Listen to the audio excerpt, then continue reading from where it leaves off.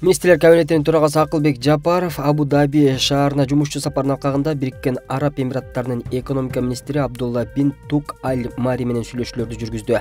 Бул тууралуу Министрлер кабинетинин басма сөз кызматынан кабарлашты. Сүйлөшүүлөрдүн жүрүшүндө тараптар эки тараптуу кызматташтыктын кеңири чөйрөсүн талкуулап, эки өлкөнүн ортосундагы өз ара ишенимге жана эки элдин тилектештигине негизделген өнөктөштүк мамилелерге жогору баа беришти. Министрлер кабинетинин башчысы Кыргызстан Бириккен Араб Эмираттары менен мамилелерди өнүктүрүүгө жана мындан ары чыңдоого кызыктар экендигин белгилеп, Кыргыз Эмират мамилелеринин өнүгүүсүнүн жогорку динамикасын белгиледи.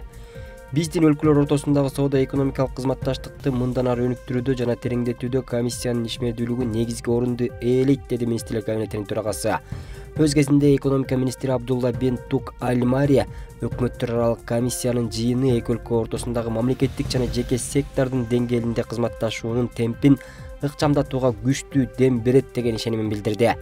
Өкмөттөр аралык комиссиянын ар курамдагы жыйынында эмираттык компаниялар өзгөчө акыркы жылдары Кыргыз Республикасынын экономикасына активдүү инвестиция салып жаткандыгы жогору бааланды. Президент Садыр Жапаровдун Бириккен Араб Эмираттарына болгон жумушчу сапарынын жыйынтыгы боюнча кол коюлган 9 документ негизги факттар катары белгиленди. Соода-экономикалык жана инвестициялык кызматташтыкты мындан ары өнүктүрүү жана тереңдетүү максатында Кыргыз Эмират ишкерлер кеңешинин биринчи жыйынын өткөрүүнүн маанилүүлүгү белгиленди.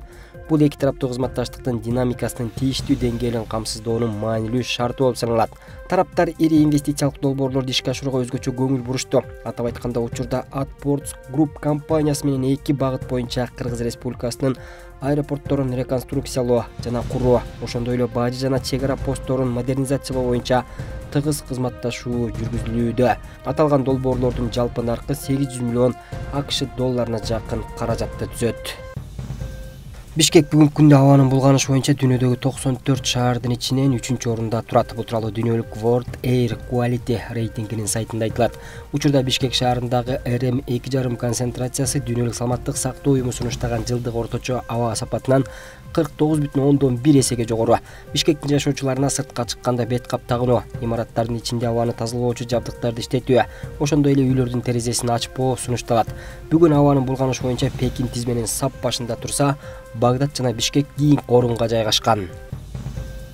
Кыргызстанда кечкисин электр энергияны керектөө максимумга жетти. Бул тууралуу кабар агенттигиндеги маалыматчыйында Улуттук энергетикалык холдинг компаниясы ачык акционердик коомунун башкармалыгынын төрагасы Таалайбек Байгазиев билдирди. Кечки маалда электр энергиянын керектөөсүнүн максимуму 3350 мегаватт саатка жетип, резервге калбай калууда. Бишкек жылуулук электр борборунун кубаттуулугун көтөрсөк, экологияга зыян келтиргени жатат. Учурдан пайдаланып, керектөөчүлөрдөн саат 18:00дөн 21:00га чейин үйдү жылытуучу электр шаймандарды өчүрүп турууну суранабыз.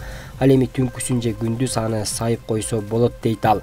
Байгазиев электр кубатынын суткалык керектөөсү 70 миллион киловатт саатка жеткенин белгилеп өттү. Кыргызстан улуттук электр тармагы ачык акционердик коомунун башкы директору Алтынбек Рысбековдун айтымында, авариялык өчүрүүлөр электр жарыгынын керектөөсүнүн жогору болгону менен түшүндүрүлөт.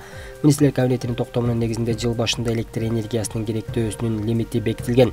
Учурда республика боюнча бардык облус лимиттен ашууда. Электр жабдуулары ашыкча жүк менен иштеп жаткан учурлар толтура. Ага карабастан авариялык бригадалар жабдыктар менен толук камсыздалып, өз убагында ишин аткарууда, деди Рысбеков. Кыргызстандын тышкы жана өз ара соодасынын көлөмү 2022 жылдын январь-октябрында 9,6 миллиард долларды түздү. Бул тууралуу Улуттук статистикалык комитеттин басма сөз кызматы билдирет. Маалыматка ылайык, бул 2021 жылдын январь-октябрына салыштырмалуу 41,2%га көбөйдү. Мында экспорттук жөнөтүүлөр 23,1%га азайган. Ал эми импорттук келип түшүүлөр тескерисинче 1,7 эсеге өскөн. Ошондой эле Кыргызстандын ЭАЭПке мүчө мамлекеттер менен өз ара соодасынын көлөмү 2022 жылдын январь-октябрында 3,8 миллиард АКШ долларын түздү жана 2021 жылдын январь-октябрына салыштырмалуу 39,2%га көбөйдү. Мында экспорттук жөнөтүүлөр 1,9 эсеге, импорттук келип түшүүлөр 22,9%га көбөйгөн. 2022 жылдын январь-октябрындагы республиканын ЭАЭПке мүчө мамлекеттер менен өз ара соодасынын эң жогорку үлүшү Россияга 72,3% жана Казакстанга 25,5% туура келди. Кыргызстанда 75.600 адам кант диабети менен жабыркайт. Бул тууралуу Жогорку Кеңештин социалдык саясат боюнча комитетинин жыйынында саламаттык сактоо министри Гүлнара Баатырова билдирди. Анын айтымында алардын 28 миңи инсулин алат. 2022 жылы кант диабети менен ооругандарга дары-дармек сатып алууга республикалык бюджеттен 192 миллион сом бөлүндү, деди министр. Эркин күрөш боюнча курама команданын мүчөлөрү Эрназар Акматалиев, Арсалан Будажапов жана Тайырбек Жумашбек уулу АКШдагы Дүйнө кубогунда коло байгеге ээ болушту. Бул тууралуу Дене тарбия жана спорт департаментинен билдиришти. Мелдеш 10-11 декабрь күндөрү Каралвил шаарында өткөн. Спортчулар дүйнөнүн алдыңкы спортчуларынан турган курама команда менен чыгышты. Алгач курама команда Япониянын балбандарын 9-1 эсебинде жеңди. Экинчи айланмада ирандык балбандар менен күч сынашып 4-6 эсебинде жеңилишти. Ал эми коло байге үчүн күрөштө Грузиянын курама командасы менен беттеш өткөрүп 8-2 эсеби менен жеңүүчү болушту. Белгилей кетсек, Эрназар Акматалиев 70 кг салмак категорияда, Арсалан Будажапов 97 кг салмакта жана Тайырбек Жумашбек уулу 65 кг салмакта күрөштү. Аль-Шараф курулуш компаниясына таандык бул көп кабаттуу үй мыйзамсыз башталган. Ош шаардык мэриясы курулушту токтотуу боюнча бир канча ирет эскертүү берген. Курулушту көзөмөлдөө кызматы эскертүүлөрдү эске албаган компаниянын электр энергиясынан тарта бардык коммуналдык кызматтарын кыркууга аргасыз болду. Курулуш иштери электр жарыгысыз соолгун жүрүп жатканына күбө болдук. Аль-Шараф компаниясынын өкүлдөрү менен байланышууга болгон аракетибизден майнап чыккан жок. Эми алар коммуналдык кызматтарды кайра кошуу үчүн бардык документтерин толуктап же соттон утуп чыгуусу керек. Эми бул боюнча да иш токтобойт.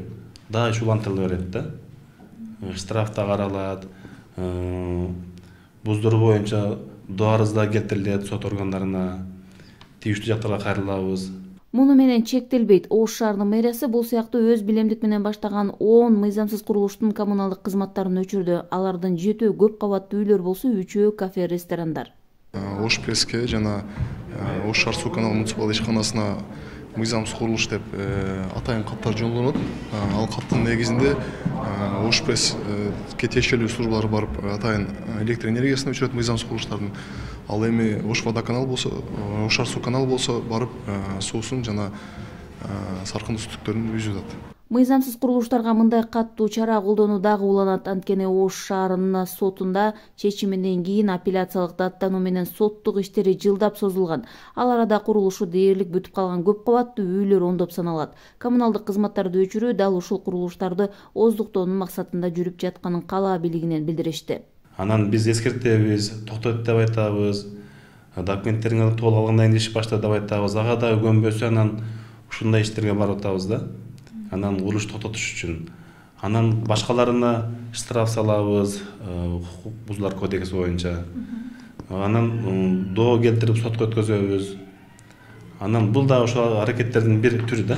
Ош шаарында жалпы 18 көп кабаттуу үйдүн курулушу мыйзамсыз. Мындан бир нече жыл мурун мыйзамсыз курулуштардын саны 73кө жеткен. Бирок компаниялар документтерин толуктап тиешелүү кызматтардан уруксат алгандан кийин мыйзамсыз курулуштардын саны азайган. Гүлжан Ажиматова, Бектур Калыбек уулу, Ош шаары.